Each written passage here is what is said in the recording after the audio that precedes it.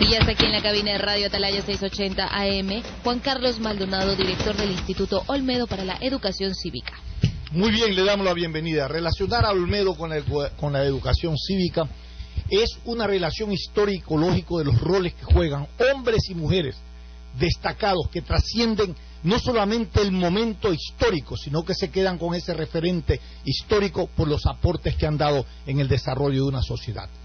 Y esto es lo que José Joaquín Olmedo expresa para nuestro país. Le damos la bienvenida, buenos días y bienvenido. Muy buenos días. Esta tarea que ustedes que están asumiendo es una tarea realmente loable, de reivindicaciones de valores, no solamente en la formación educativa, sino en los valores que la sociedad demanda para el comportamiento de la interacción social entre los unos y los otros. Buenos días y bienvenido. Buenos días, muchísimas gracias. Efectivamente, sí, esta labor que hemos estado realizando aquí en el Instituto Olmedo la venimos realizando desde hace ya 2 años. Hemos estado haciendo eventos en los que hemos contribuido a la difusión de la memoria histórica y también la importancia que tienen estos valores y este legado que se consolidó el 9 de octubre de 1820, que estamos próximos a conmemorar el 197 aniversario de la independencia de la región, y también acercándonos al bicentenario.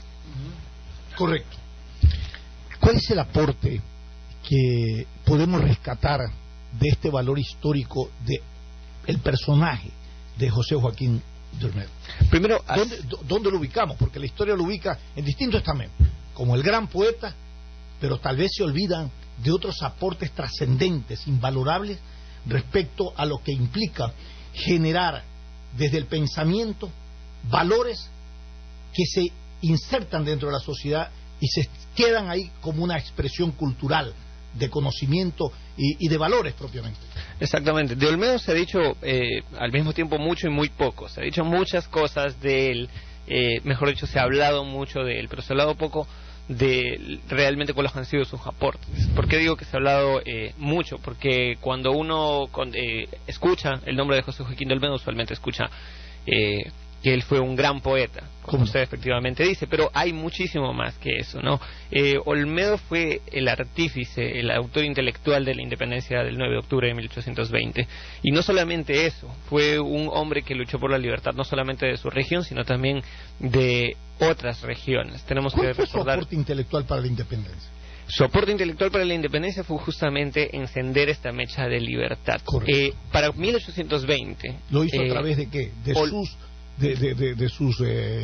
Con su pluma, con su... Efectivamente, contribuyendo justamente también, tenemos que recordar que él es el autor del Reglamento Provisorio de Guayaquil. La Constitución de Guayaquil Independiente fue escrita por él. Él fue un gran político y un gran estadista. En 1812, esto es algo que no muchas personas conocen, en 1812, 8 años antes de la independencia, él en Cádiz, en España, forma parte de las Cortes de Cádiz como un constituyente más. Y en estas cortes, él expresa el discurso de la abolición de las mitas, que tiene como fin destruir ya completamente la servidumbre indígena sistemática que había en América, ¿no? El abuso que existía de los indígenas esclavizándolos de cierta forma, ¿ya? Y de esa forma él contribuye a liberar a los indígenas. Intelectualmente, él la creó, la motivó y la planteó. Totalmente. Pero qué aporte tan valioso, porque eso implica, más allá de la independencia, implica realmente a la liberación de la esclavitud, ¿no? Exactamente. Y él contribuye no solamente a eso, sino también a la libertad económica, a la libertad de empresa, a la libertad de expresión. En las Cortes de Cádiz, él dice expresamente: ¿hasta cuándo no entenderemos que solo sin reglamentos, sin trabas, sin privilegios particulares pueden prosperar la industria, la agricultura y todo lo que es comercial, abandonando todo el cuidado de su fomento al interés de sus propietarios? Nada hay más ingenioso y astuto que el interés. Correcto. Entonces, estas proclamas, ya en 1812, él ya se convertía en un hombre... Para lo de hoy, en una concepción liberal amplia de los roles del Estado, de la economía, del desarrollo y todo, ¿no? Efectivamente, Olmedo hoy nos sigue dando clases asombrosas vigente, pues, de la libertad, de lo que realmente significa, de lo que realmente importa, estos principios que trascienden los tiempos, y seguimos viendo que también los esfuerzos por lograr la campaña independentista del 9 de octubre de 1820. Y es algo que se tiene que aclarar, que con muchas ocasiones ha sido con grandes intentos por parte de historiadores centralistas. Han tratado de opacar esto o darle un lugar que no se merece. Un cuento, una farsa bastante común es la de creer que el 9 de octubre de 1820 es una consecuencia del 10 de agosto de 1809. No tiene nada que ver. No tienen absolutamente nada que ver. Son dos campañas completamente distintas. Primero, para empezar, porque la del 9 de octubre sí fue una campaña independentista, mientras que la del 10 de agosto... Fue. Exactamente, fue una revolución. Mientras que el 9 de octubre fue una campaña para jurarle lealtad al rey de España, que había sido depuesto por el hermano de Napoleón Bonaparte. Exactamente. Entonces, el rey de España es depuesto... Era un homenaje a la estructura monárquica. Exactamente. El rey de España es depuesto por José Napoleón. Así es. Sí, se hace cargo de las coronas. Y lo que hacen los próceres, entre comillas, del 10 de agosto, es jurarle lealtad al rey de España para volver a ser realistas. ¿Qué clase de independencia puede ser esa? Comparada con el 9 de octubre, que es una campaña que viene de otros fines. Y esto es algo a que yo quisiera... Esta campaña, ¿dónde se origina? A ver. Se origina, y esto es curioso. Se plantea? Esto es curiosísimo. Se origina, y esto casi nadie lo sabe, pero los libros están escritos, no hay que meter el agua tibia, simplemente hay que leerlos. 1629, imagínense, tan atrás, 200 años atrás. 1629, la corona pone un decreto, una cédula real, en la que le otorga a Guayaquil la licencia para exportar cacao hacia Panamá. Correcto. Pero desde 1629, hasta 1685, todavía Guayaquil siguen los intentos por poder exportar cacao a Panamá, porque el Virreinato de Lima, que tiene el puerto del Callao, un puerto también sumamente importante, bloqueaba todos los intentos de exportación comercial de cacao hacia Panamá. ¿Por qué? Porque les dañaba el negocio en Lima. El Virreinato... Efectivamente. Y lo que querían, exactamente, y lo que querían ellos era que el cacao saliera de Guayaquil, baje al Callao, y de ahí recién pueda salir del Callao a Panamá y a Acapulco. Larga distancia necesaria, pero era una forma de monopolizar. Exactamente, y porque claro, los intereses del virreinato estaban ahí. Y luego esto sigue avanzando, y esta es una cronología sumamente importante. En 1711 se siguen haciendo estos intentos todavía. Antonio Marín, validado de sus influencias en Lima, procura que todo esto salga con la condición, deja que esto salga con la condición de que a él le dejen embarcar 1000 cargas anuales. ¿Sí? Luego en 1724 el virrey de Nueva Granada objeta completamente esta venta directa. Dice que todo tiene que salir a partir del Callao, porque el puerto del virreinato es el Callao, ¿sí? Y no debería ser Guayaquil. Sigue adelante esto y se ponen impuestos. Ya en 1804 a las 3/4 partes se les pone un impuesto del 75% a toda salida de comercial del puerto de Guayaquil, ahogando los impuestos. Nadie exportaba por ahí. Exactamente, entre 1804 y 1810 o vienes por aquí o no bajo. Exactamente, entre 1804 y 1810 Guayaquil intenta conseguir sin éxito la abolición del impuesto. ¿Sí? No lo logra. Más adelante, en 1806, se suspende la rebaja de derechos sobre el tráfico de Guayaquil-Callao, y se mantiene, en cambio, una liberación de impuestos que ya se había dado entre Callao a Guayaquil. Claro, o sea, de aquí tenía que salir con impuestos, pero lo que salía de Callao a Guayaquil salía libre. Entonces, esto continúa, y en 1806 hay un punto importante, que es donde los comerciantes se reúnen, por así decirlo, una cámara de comercio de Guayaquil se reúne para darle una carta directamente al virrey, en la que ellos expresan y les dice: ya se ha dicho repetidas veces y se ha demostrado hasta la evidencia por combinaciones indubitables que el nervio más robusto del Estado es la libertad aliviada del comercio, cuya rigurosa circulación reanima todas las demás partes que caen luego en languidez cuando el comercio desmaya, y que el modo mejor de fomentar a este espíritu vivificante ha sido y será el de quitarle las trabas que le oprime, conservarle su gracia y franquicias a los gravámenes necesarios. Entonces, oye, pero que es impresionante cuando tú lees esto en su pureza original, que hoy por hoy el carácter de los estados, ¿no?, en centralizar todo y manejar y meterse en la vida de los otros, es hoy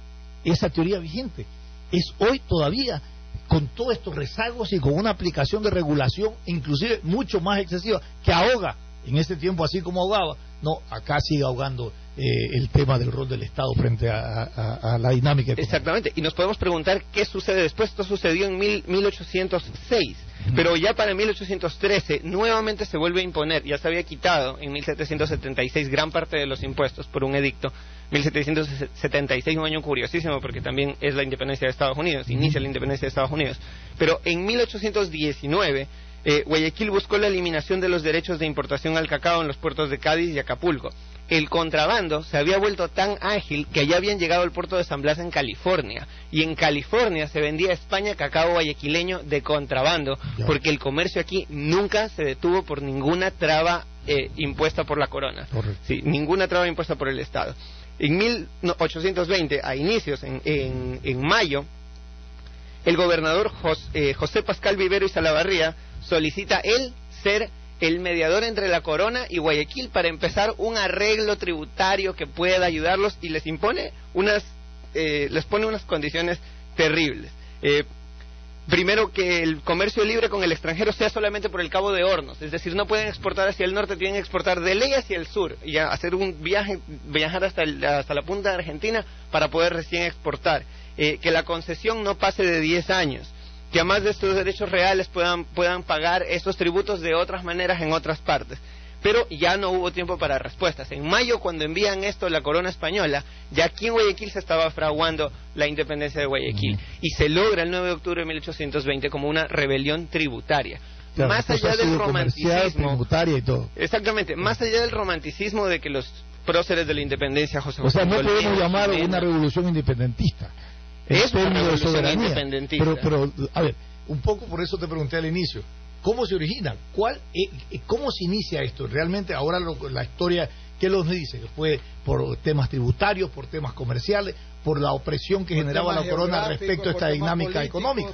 No, pero llega en su punto en que esa revolución ya se transforma en independentista, en términos de romper esas ataduras, ¿no es cierto? Exactamente. Dice aquí Víctor González, el historiador, autor del texto que estaba yo consultando.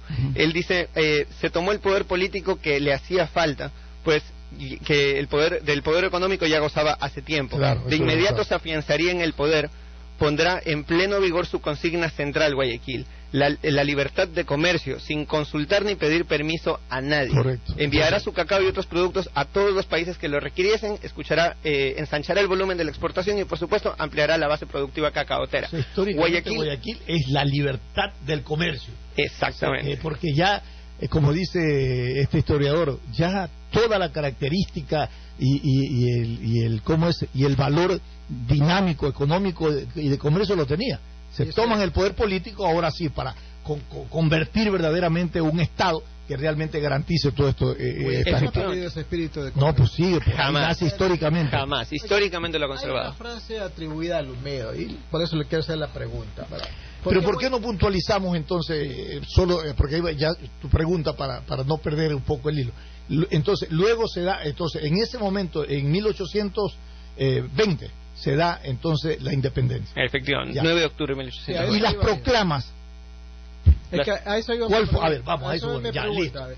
Hay una frase atribuida a Olmedo que dice que Guayaquil se independizó el 9 de octubre de 1820, pero fue libre recién el 11 de noviembre del mismo año. Entonces, ¿cuál es la fecha que deberíamos?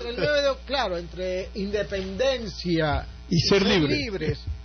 ¿Cuál es la diferencia? Primero, y en segundo lugar, ¿por qué ese espacio casi de un mes entre lo que es ser independiente y ser libre? Porque yo creo que, no es que contesto tu pregunta, pero un poco por la narración histórica, es que cuando se toma ya el poder político, entonces en ese momento ya la libertad se concreta en toda la estructura de un Estado. Claro, hay que entender algo, y esto es algo que está muy de moda hablarlo también por lo que está sucediendo en Cataluña y España hoy en día. No sé si a los que nos están escuchando también han tenido la oportunidad de leer en las noticias que a Cataluña va por fin ya a empezar su transición el 9 de octubre de este año. Ya, van a proclamar la independencia. Efectivamente. Entonces ya tuvieron el referéndum el domingo pasado, el 1 de octubre, pero muy es un referéndum ético del pueblo de Cataluña. No es constitucional, pero no es legal, no lo reconoce la corona. Pero ellos ya, hay que preguntarnos qué constitucionalidad tenía la independencia de Guayaquil, a qué le pidieron permiso a próceres, preguntándose si es que era constitucional. Igualito, o sea, yo por eso decía ayer, el peso moral que 197 años después a España le vuelven a dar la espalda a uno de esos territorios.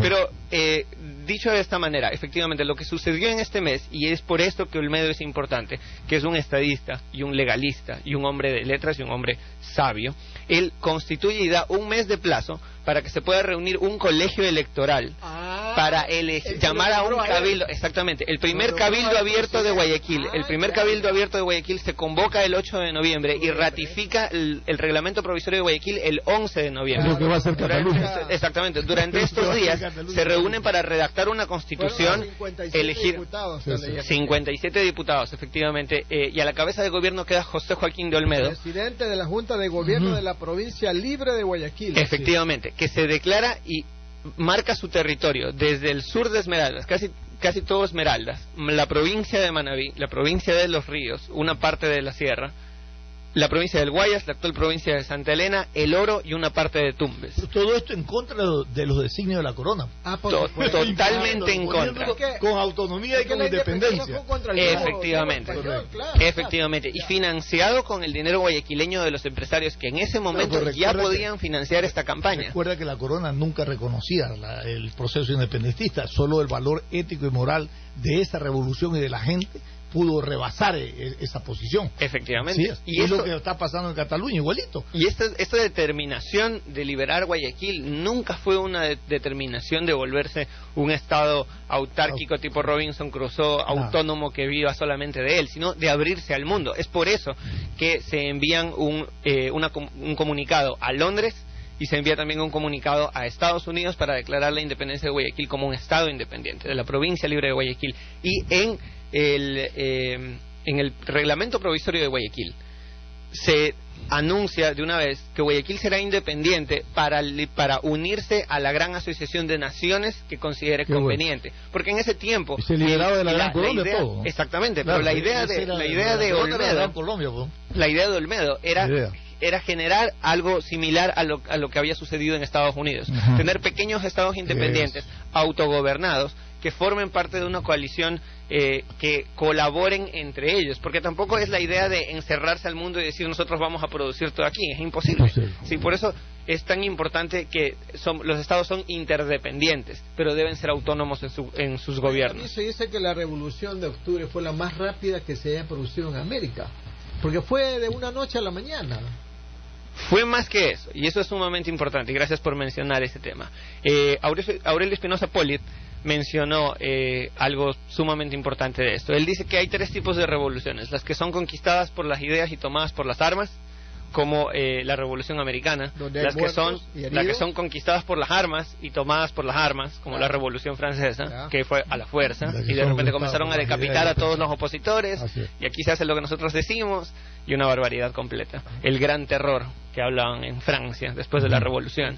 Y el tercero es lo de Guayaquil, una revolución fundada en las ideas y conquistada por las ideas. Él dice que no fue necesario los ayes de la guerra ni el derramamiento de sangre, porque hace tiempo ya que la revolución estaba hecha en la mente de los guayaquileños, que esta revolución intelectual que hubo previamente durante años, José Joaquín de Olmedo y otros próceres fueron metiendo en la cabeza de las personas la necesidad de la independencia y su conveniencia, lo mucho que convenía tener una república, los nuevos tiempos que se estaban viviendo. José Joaquín de Olmedo sabía que el republicanismo era una novedad, y algo que me gusta bastante. No sé si recuerdan a Edward Snowden, el whistleblower, el hombre que puso el hacker que puso de rodillas a una potencia como Estados Unidos.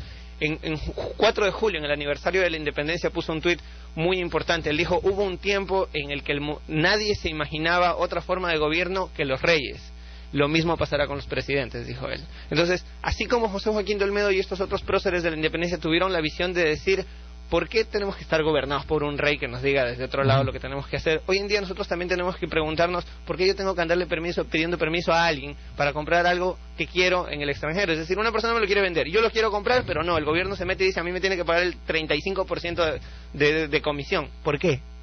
Entonces, claro, esas ideas siguen vigentes hoy en día. Pero también sigue vigente a través de todas estas acciones de libertad y de independentismo, la República. Exactamente. La República es una institución de la organización social del Estado y de los ciudadanos que ha permanecido vigente, con todos sus déficits, pero que al final te otorga los espacios de idea, de pensamiento y de valor democrático para ir corrigiéndose a esas distorsiones, y está vigente. Y eso me parece que ha sido acertado.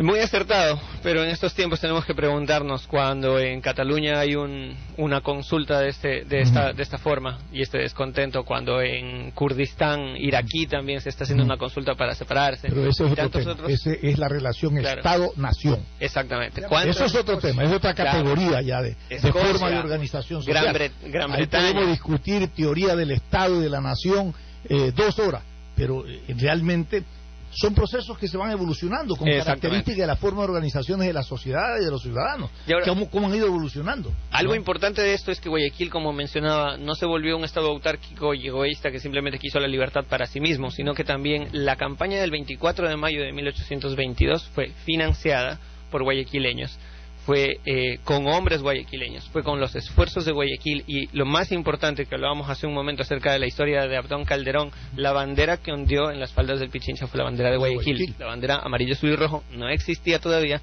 no había sido impuesta por nadie. La bandera de Guayaquil, representando la libertad de toda la región, es la que ondea en el Pichincha. Y esta campaña, lo que celebramos el 24 de mayo de 1822, es la finalización de una campaña que empieza el 9 de octubre de 1820. Porque se entendió también, pues fíjese que después del 9 de octubre de 1820 viene Puerto Viejo, viene Cuenca, viene efectivamente Ijapa, todo eso se va consiguiendo a medida que esta campaña del 9 de octubre se va ampliando, buscando la libertad. Sí, y oye, todo esto. Usted hacía una referencia, una descripción de las 3 formas de revolución, y la tercera la ponía la Revolución de Octubre por la más rápida y la que aparentemente no tuvo ni muertos ni heridos. Pero hubo un muerto, pues. Hubo uno. Joaquín Magallar. Ajá, efectivamente. ¿Cómo fue eso? Se resistió al arresto. En realidad lo que Guayaquil hizo, y eso fue muy inteligente, es que ellos, y por eso se tardaron un mes en llamar al Cabildo Abierto, es porque toman las instituciones españolas, ¿ya?, y las mantienen tal como está. De hecho, la Constitución de Guayaquil dice que todas las leyes permanecen iguales, exceptuando aquellas que se oponen a la nueva forma de gobierno.